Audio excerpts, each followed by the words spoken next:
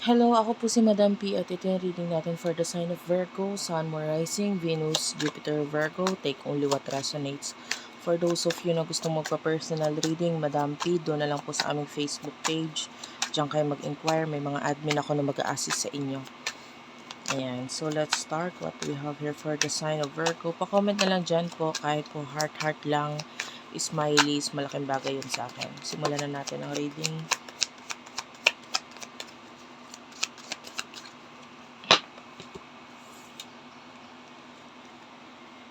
Two of Swords, tsaka Ace of Pentacles. Okay. Yung iba sa inyo, pwedeng meron kang mga something na sinisimulan ngayon, no? Maybe, yung iba pinag-iisipan pa lang kung sisimulan, pero yung iba, sinisimulan na. Actually, nakukuha natin dito, the advice is the Hanged Man. Huwag kang magmadali. Two of Cups is here.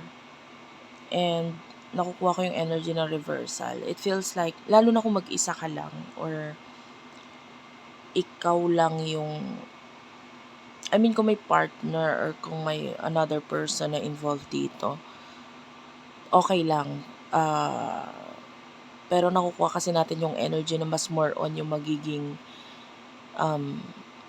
yung pagsisimula na ito is mas more on ikaw yung gagawa or gagalaw. And the energy here is wag mong madaliin. Just enjoy. Kumbaga, kasi katulad ng isang pagkain, no? When you eat, it's overwhelming, ang sarap, 'di ba? You want to feel full agad-agad. And pag sinubo mo lahat or agad-agad mabilisan, there's a possibility na ikaw ay ma-choke, mabulunan. So, it is not advisable na magmadali. Katulad din yan dito sa kung ano man itong naiisipan mong simulan or sinisimulan mo na, wag masyadong magmadali. Yung konting time is okay na para dito sa bagay na to. So, for the person that you're dealing with, spirit guides, angel guides, for the sign of Virgo, you do have here the King of Cups and the Knight of Wands, Aries, Leo, Sagittarius, Cancer, Scorpio, Pisces energy.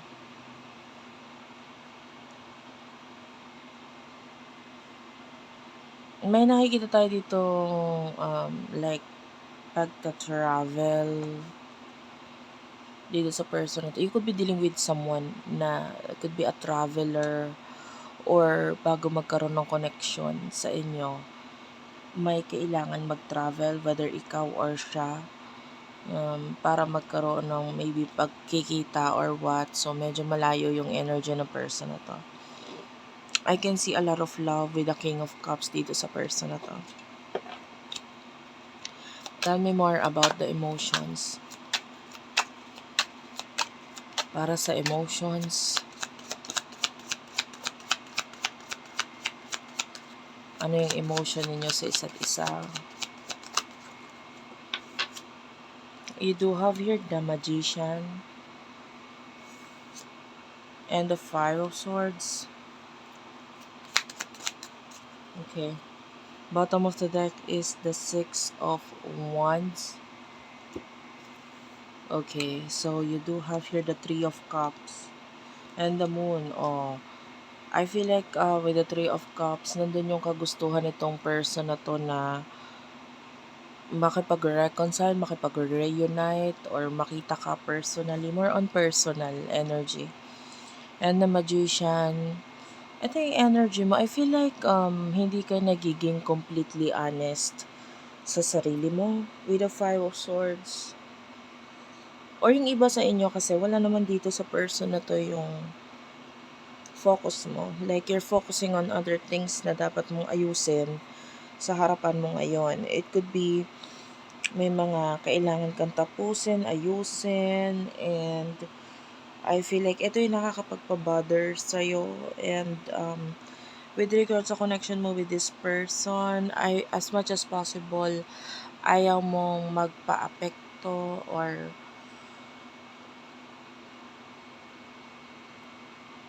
I don't know, it feels like yung iba kung ikaw yung dapat gumawa ng first move, hindi ka para gawin yun kasi ayaw mo mapahiya or nakakahiya, so ayaw mo makipag-connect, communicate, or maybe message this person. So yung iba, this is no communication energy. And kung may communication, there are times na may mga gusto mong makipag-engage or makipag-communicate sa kanya, pero it feels like okay lang kahit hindi. Parang yan, yun yung term.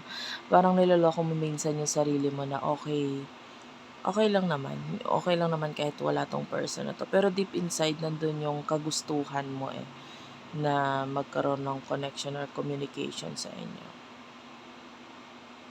And yung iba naman kasi puwedeng nasanay ka na rin naman na wala kayong connection or communication. So, 'di ba parang okey lang, parang gano'n.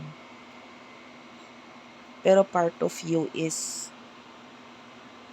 kung magkakaroon ng pagkakataon, sasalakay ka talaga, parang gano'n. Ang kulit ng term 'no, sasalakay. Hindi kasi na ang energy is like Robin Hood,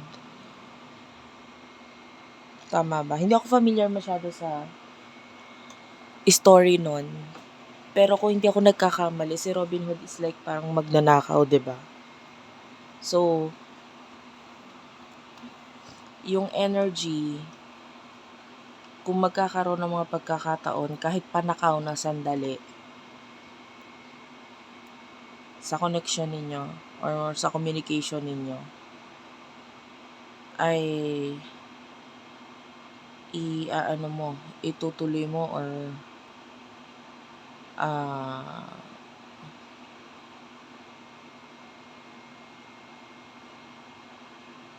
i-a-accept mo yung parang mga nakaw na sandali na yun.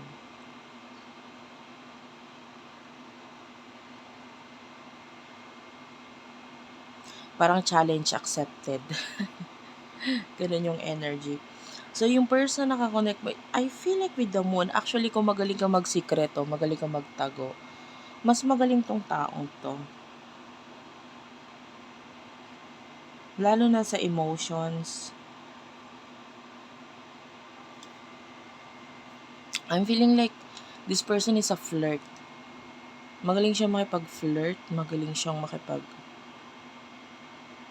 ano, like playboy, playgirl kind of energy.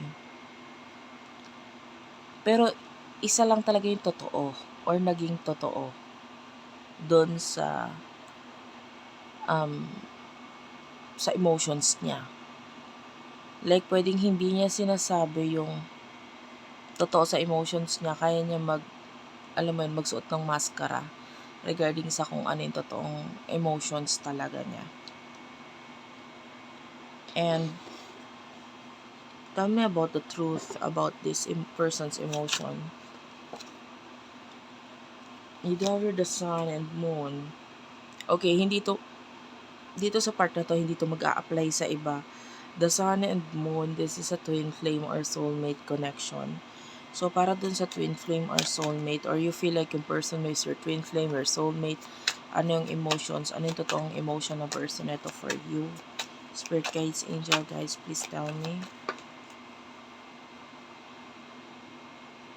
You do have the Emperor. Clarify the Emperor, please. That is also a major arcana. The Six of Pentacles and the Eight of Wands. Galing talaga siya magtago ng emosyon, grabe. Ten of Swords is here. I feel like yung emotion nitong person na to is,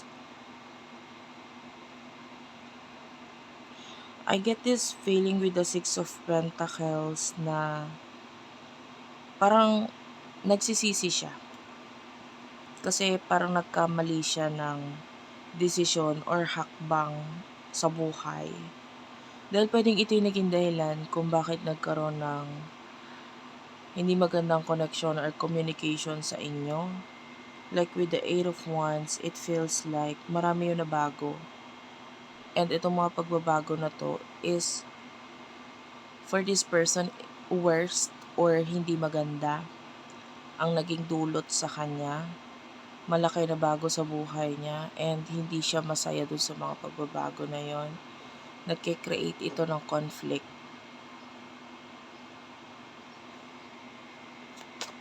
Yung emotions niya para sa'yo, unfortunately, wala talaga tayong nakuha dito. Magaling siyang magtago ng emotions. But dun sa earlier of this message, nakuha na kasi natin yung emotions niya. There's love. But then, pwedeng wala, kumbaga yung moment niya ngayon, hindi siya nakafocus dun sa love, but rather dun sa mga regrets, mga pagsisisi niya sa buhay. So what will happen in the future for the both of you?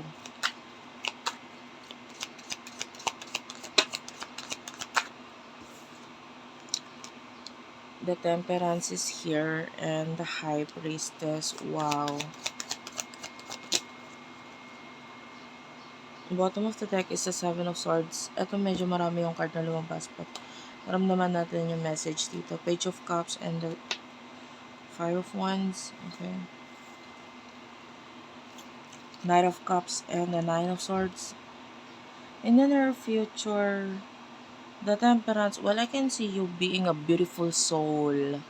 Yung energy mo, you're becoming stronger, emotionally, physically, spiritually, lahat yan eh. And you have your spirit guides with you. Nakita rin tayo dito ng person na, I don't know if it's a good thing or bad thing. Kasi parang naglo-lose ng weight, pumapayat. Yung iba kung ikaw ay nagpapapayat, there's a high chance of you achieving that na medyo naglo-lose ka ng weight. Yung iba naman na nagpapataba or yung goal mo is medyo mag-chubby-chubby ng konti. Well, unfortunately, you're losing weight, no? So you have to maybe change your diet or do something kung ang gusto mo, ang goal mo is tumaba. Sorry. Kung ang goal mo ay tumaba, pero I still see you losing weight. Maybe there's something na ginagawa ka na kailangan mong i-adjust para um mag magkaroon ka ng paglaki. Like maybe you have to change your diet or your schedule, 'di ba? Parang ganun. Lessen mo yung stress. Yeah, but if you're trying to lose weight, I can see this as a positive sign. Especially if you're already trying to eat nutritious food or may change ka na sa diet mo or maybe you're taking vitamins or medicine na you think can help you. I'm hearing the word probiotic. So medyo yun nauuso yun dito sa TikTok. And I think that's kasi parang good bacteria, you know. And maybe i-try mo yung diet ng mga like Korean style. Mahilig sila sa mga ganyan Yakult yogurt, mga ganun. And mushrooms. Anyway, I'm just saying. Kasi more on health at saka spiritually, emotionally, nagiging mas better ka dito. Especially, natutunan mo ng makipag-connect sa iyong higher self. Diba? Yung bagay, dati wala ka namang interest sa mga ganito, ganyan. Pero ngayon, nagkakaroon ka na ng interest. So, this spiritual thing is nakakatulong sa'yo. And then, in the future, pagdating sa person mo, the Five of Wands and the Page of Cups, some kind of problem ang nakikita natin with the Five of Wands is some kind of challenge, pag-aaway. With the Page of Cups, this could be something to do with a child or pag-aaway na may kinalaman sa bata. Yeah. Or maybe siya mismo ito literal na makikipag-away sa mas bata sa kanya. I don't like the feeling kasi very toxic. And I feel like ang may mali dito is siya mismo. Okay, so anyway, with the Nine of Swords and the Nine of Cups, so I can see problem doon sa part na yon. And yeah, wala tayong nakitang bagay na may kinalaman sa connection ninyo. But what I see here is that more on pagsisisi kasi nitong person na to eh. And parang nandun siya sa cycle ngayon ng karmic cycle sa buhay niya. At ang dami niyang lessons na natututunan ngayon. Ang dami niyang regrets. Okay, so thank you for watching. I love you all and bye-bye.